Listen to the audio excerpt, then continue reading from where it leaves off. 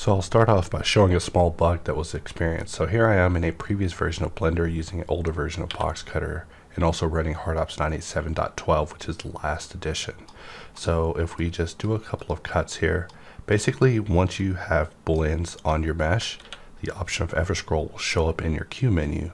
And whenever you click it by default, you jump into what's called Boolean scroll. And this doesn't change the modifier display of your mesh. It just allows you to begin scrolling through your Booleans to just quickly grab the Boolean you're looking for. However, there's also an option called Modifier scroll. And if we look at the tooltip, we see that Modifier scroll is actually ever scroll. However, it jumps directly into Modifier scroll.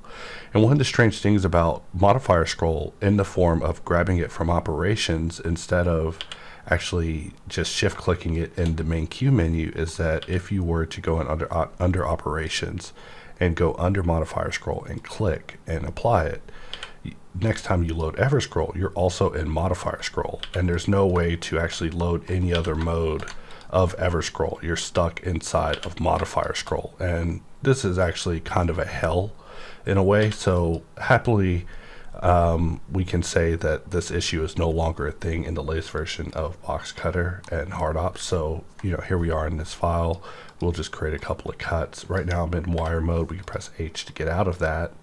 But if we were to press Q and go under operations and modifier scroll, if we click to apply and then go under ever scroll, we see that we're still able to get to our beautiful Boolean scroll to find our Booleans, and then we could always press Shift Tab to jump to modifier scroll if we wanted, or Shift Tab to jump over to children scroll to scroll through our children if we wanted, or just Shift Tab to jump back to Boolean scroll. And that's the sort of functionality that we need ever scroll to have all the time because it's intended to be a troubleshooter.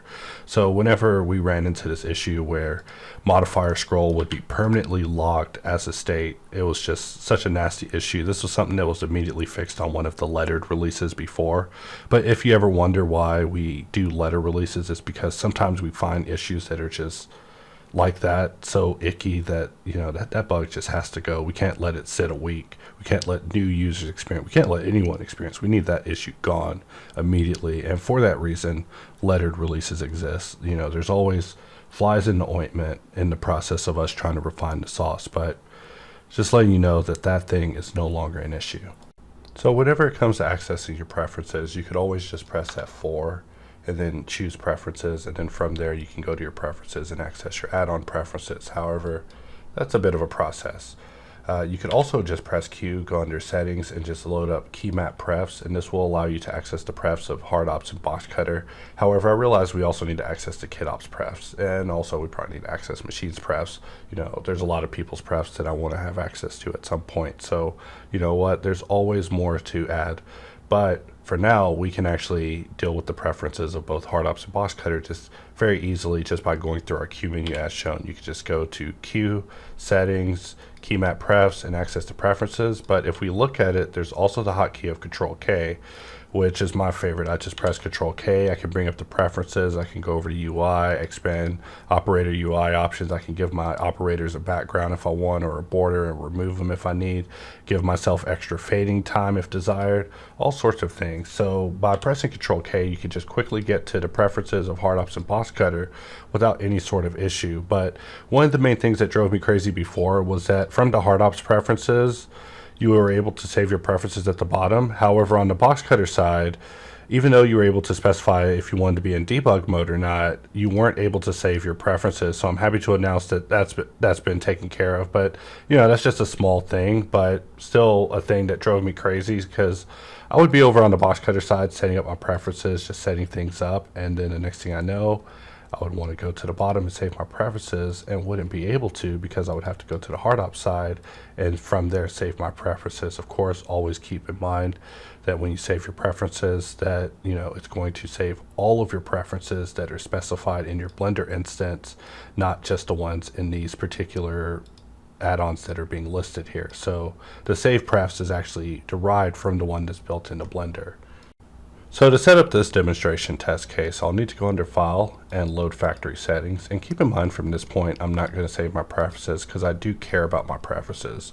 I just want to demonstrate something. So you're able to nuke your preferences and load a vanilla instance for the purposes of just testing things out without actually saving them and eliminating all of your hard work.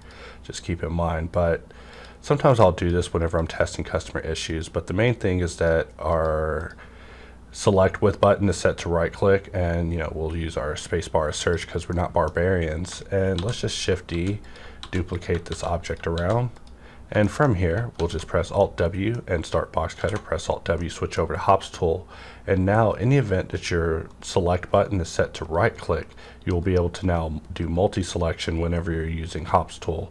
So this was just a small oversight. For the most part, I believe everyone on the team has migrated over to left clicking because it was just a better decision in the end. But if you're a holdout from 2.79 and you're still needing to right click, just know that it's better supported in HOPStool without any additional configuration change. As you saw, I just went in with a vanilla setup and it was fine. In fact, to confirm that I'm not eliminating my precious setup, let's just close this instance of Blender, and always under my Blender is another Blender, and let's open another instance of Blender 3.0,